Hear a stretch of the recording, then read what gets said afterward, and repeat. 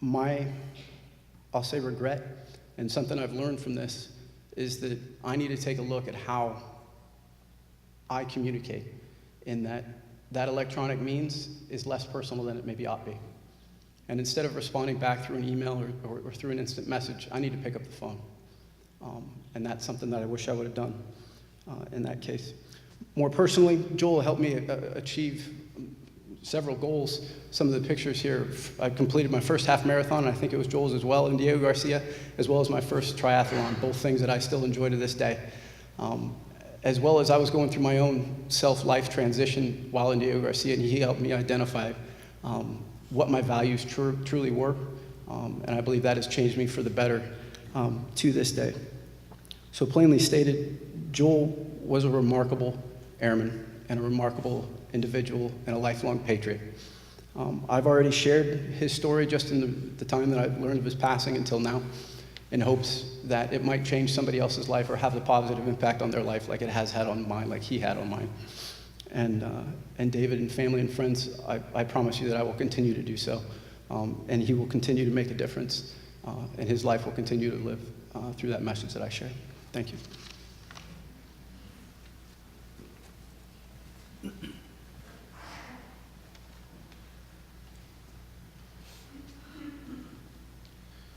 Good afternoon, everybody. I'm Tech Sergeant Luis Bernal. Thank you very much for this honor. Before I speak on the citation, I wrote a speech about Joe.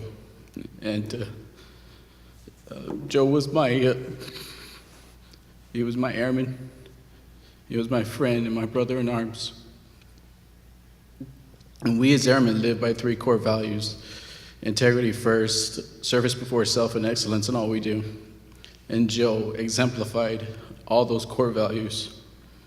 And during my time as Thelen's leader, I knew that he was an NCO with a purpose. Joe's duty title is written on many of his reports as a network technician. What he did was he ensured the security and compliance of over 300,000 network systems throughout the entire Air Force, which is a huge, huge accommodation itself. He's the reason why we can train newcomers that come into our work center. That document, that 70-page document broke my email, but he had it delivered to me, and we read thoroughly through it. We made sure that everything was pristine so that he knew that he could present it and that leadership would buy off on it. And sure enough, that document is still in transition to this day to change the way we train our airmen. Doing that, when he revamped our training program, every single inspection that we have to this day has never received less than an outstanding, and that's all due to Joel Thelen. But these are just a few of the numerous amounts of accolades that Joe accomplished. But beyond the uniform, Joel was a dear friend. He was a great friend. And I remember a time that he requested to take leave one day, and he called the next day, and he was really excited. What's going on? What's going on, man? I got something I really want to show all of you. Is everyone there? I was like, yeah, we're all here. So come on by whenever you want. So he came in on his day off, and he was dressed from head to toe in this brand new green suit. Green, and we're talking about, the guy was a walking $100 bill. But he made it work for him. A green suit wouldn't work for me, but he made it work for him. He looked so sharp and and had so much pride wearing that green suit. And we asked him, what's the deal? Are you going for a job interview? Are you meeting somebody? What do you got going on? He's like, oh, I'm just gonna walk around the mall. All right, go on with your bad self. But that was him. He just walked with his head held high. And he liked to present himself, and he had hoped that had rubbed off on others. I try to teach my children. I've got 3 girls. I try to teach my children and the young kids that I mentor, and whomever I might coach, to make a difference in one life. If you do that, you would have accomplished so much. And I can tell you, Joel Thelen made a difference in mine. From me wanting to be a better father, to being a better leader, to being hopefully one day as smart as Joel is. He's the person that makes me move forward. He's the person I think of when I feel neutral, when I feel plateaued, to continue to move forward. Staff Sergeant Joel Thelen distinguished himself by meritorious service as Network Management Technician, Detachment 2, 561st Network Operations Squadron, 690th Network Support Group, Air Force Space Command, Randolph Air Force Base, Texas. During this period, the professional skill, leadership, and ceaseless efforts of Sergeant Thelen contributed to the effectiveness and success of Air Education and Training Command's $130 million enterprise network. Sergeant Thelen's technical prowess and tenacious attention to detail resulted in the configuration of 23 System Center Configuration Manager servers supporting 5,100 systems at 13 remote sites, establishing Air and Education Training Command's first ever classified patching management system. Furthermore, his outstanding technical skill was evident in the creation of the most recent security rights deployment package and the operations system upgrade of 22,000 clients at 9 bases in less than 6 months. Finally, Sergeant Thelen was a key player in installing the $200,000 command-wide network monitoring tool, configuring 14 servers and enabling live analysis of 2,000 devices. The distinctive accomplishments of Sergeant Thelen reflect credit upon himself and the United States Air Force. God bless the Thelen family and friends, and I pray that God may bring peace to you all. Good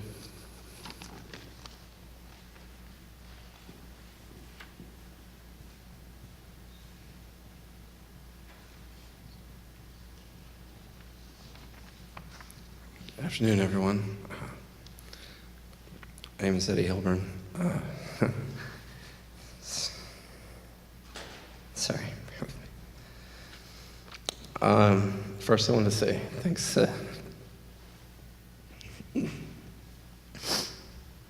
to David and Jocelyn.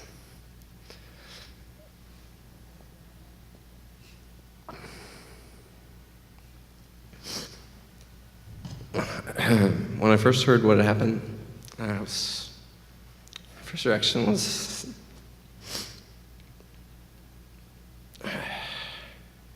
how can I be there? It's going to be in California, halfway around the world, and so thank you, David, Jocelyn, for bringing me out. I first met Joel when I was stationed in Masala.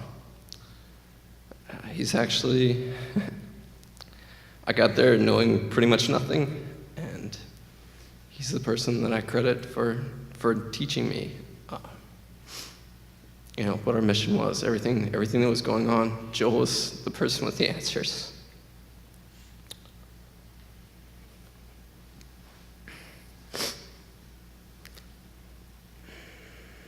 Became friends there. There's a big group of us. Joel was an integral part of it, and I'll always remember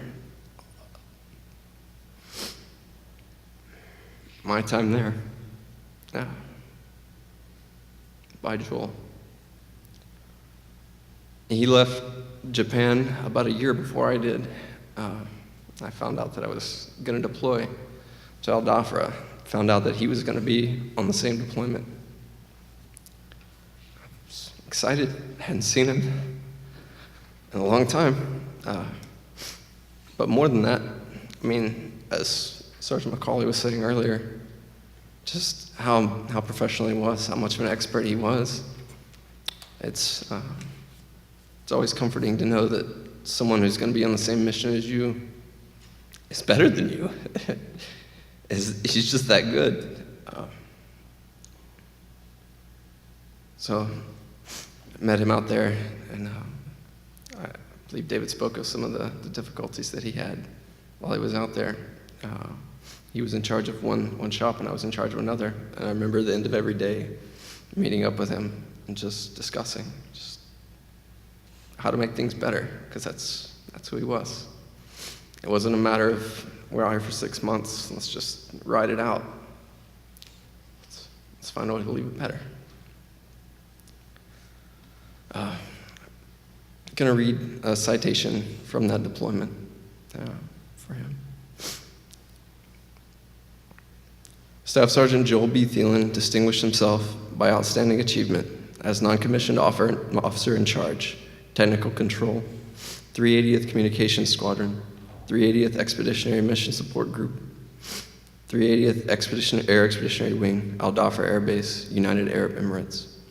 During this period, in support of operations Enduring Freedom and Iraqi Freedom, and Combined Joint Task Force Horn of Africa, Sergeant Thelen led 9 military and civilian technicians in operating Air Force Central's second largest communications hub, providing joint warriors at 17 sites in 7 nations with command, control, communications, computers, and intelligence information.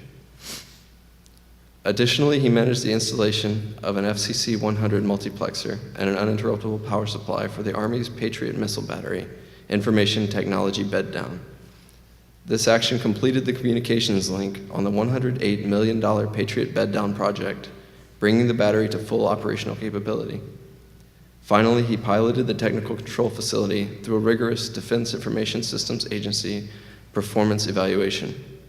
Acing the inspection with 0 deficiencies, his technical control facility was lauded as the best in the area of responsibility. The distinctive accomplishments of Sergeant Thelen reflect credit upon himself and the United States Air Force. I also feel that they reflect credit upon you as his father, David. Everything he did, and just seeing the love that you guys have for him, which was a very large part of who he was. While I was on this deployment with him, I found out that I was going to be stationed in San Antonio, right across town from him, where he was at Randolph. So again, it's nice to know that I have a friend there. I'm gonna miss him.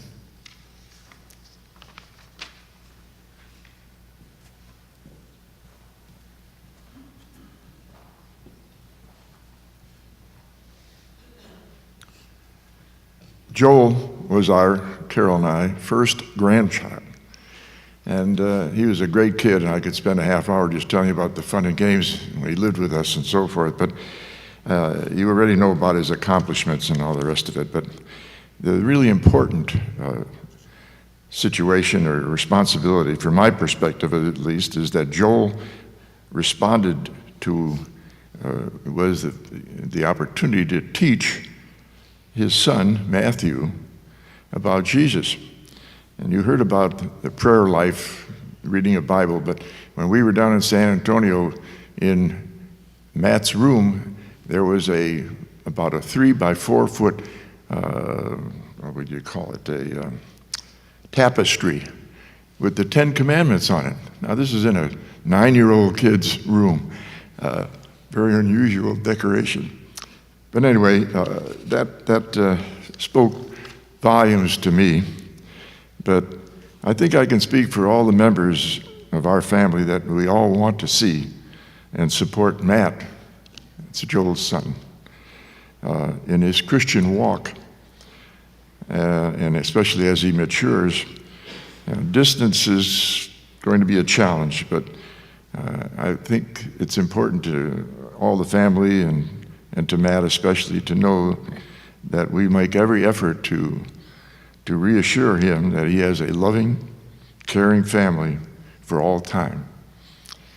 And it's a proper tribute, I think, to his father, Joel.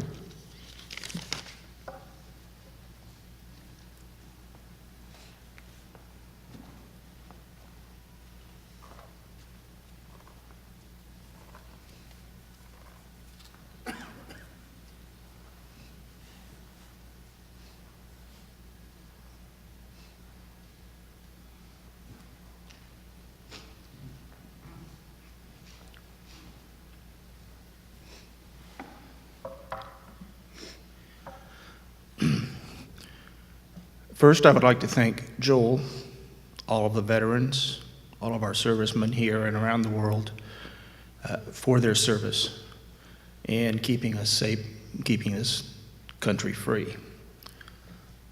My name is Frank Ferreira. I coached Joel in the early through late 90s. Dave, first of all, I'd like to thank you for not putting him in that pickle jar and allowing him to be a part of a team that had the chemistry and brotherhood that was like no other in my 30-some years of coaching. Joel, at least in his soccer involvement, was kind of quiet, unassuming, yet he was a determined and tough player. I don't know if his martial arts days had started at that time, but Joel could pick off a ball in the air with a karate flying leap like no other. The chemistry also that Joel had with my son Michael on this team, and their timing was such a precise and fun thing to watch, not only as a parent but as a coach. They could, in challenging a ball, go up together, and the only thing left after they'd won the ball and had moved on was the crumpled opponent that was on the ground, that was the victim of their sandwiching him midair. When I first got here, as I got out of my car, I talked with Dave and said, no, it wasn't planned. So therefore, I assumed it must be Joel saying, hey, I'm here and watching. There was a flyover of 3 vintage military aircraft. Once I came in, I walked through Joel's Hall of Accomplishments and Awards, and listening to all of the attributes, most of what I was not aware of in Joel's adult life,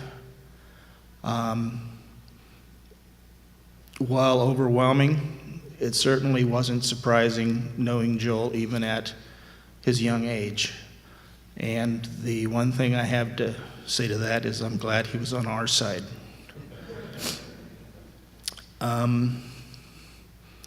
Joel was like a member of the family during those soccer years. You know, our house was a revolving door. We lived kind of nearby, and he was amazing young man. I appreciate those times and knowing Joel, and like was alluded to earlier, that a parent should go before a child, a coach should go before a player.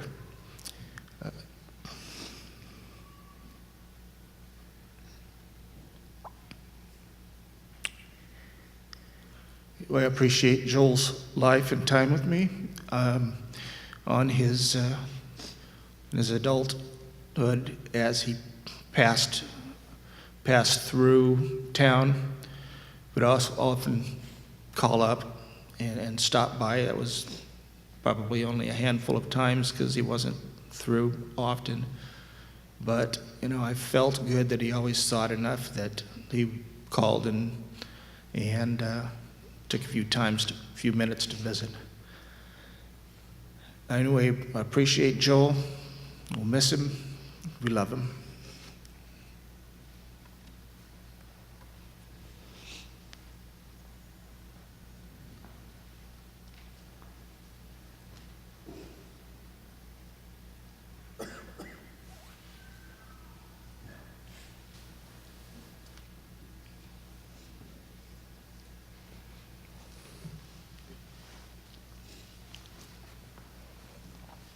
I had the honor and privilege of working with Joel. I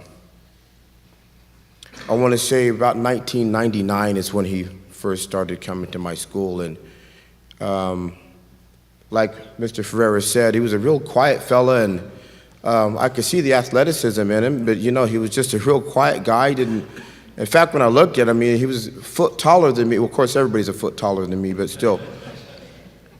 I looked at him, I said, "Gee, this guy doesn't need karate." And then I met his dad, and I said, if they get past Joel, they're not going to get past his dad. He's a big guy, so. But, this was something that Joel wanted to try, and so he got in there, and he was highly talented. He had athleticism beyond many people that had been in my school for several years. He had it naturally.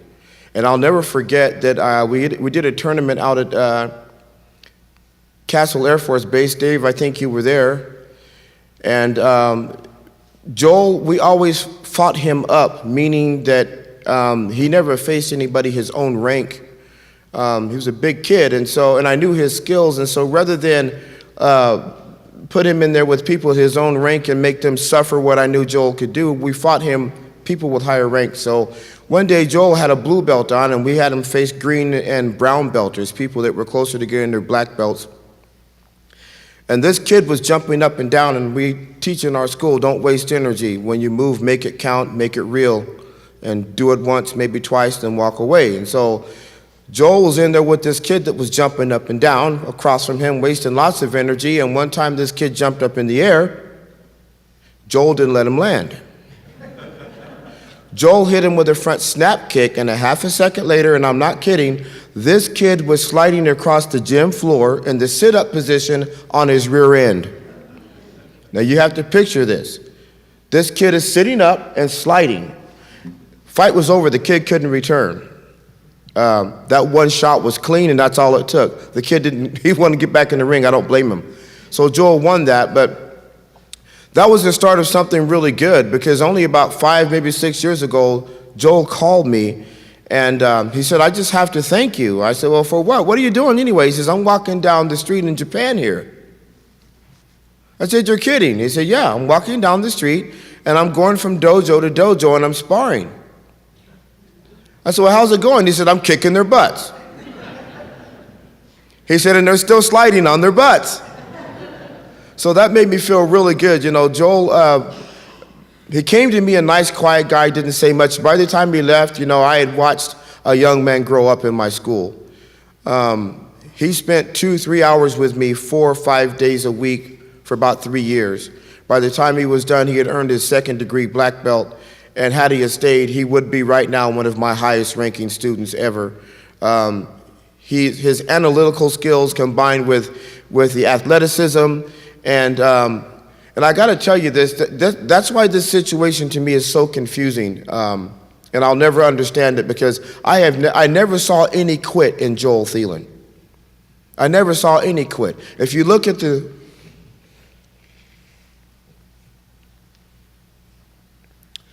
If you walk out there and you look at what he accomplished, you'll see there's no quit. And so I'm confused by this, but I'm comforted by the fact that the Bible says that the souls return to the God that gave it. That means that's where it came from in the first place. Since I worship and claim the same God, I will see him again. But I'm grateful for the time that I got to spend with Joel Thelen. I was able to meet one of God's most extraordinary creatures ever. I'm convinced of that. And I miss him, but I'll just hold on to his family now.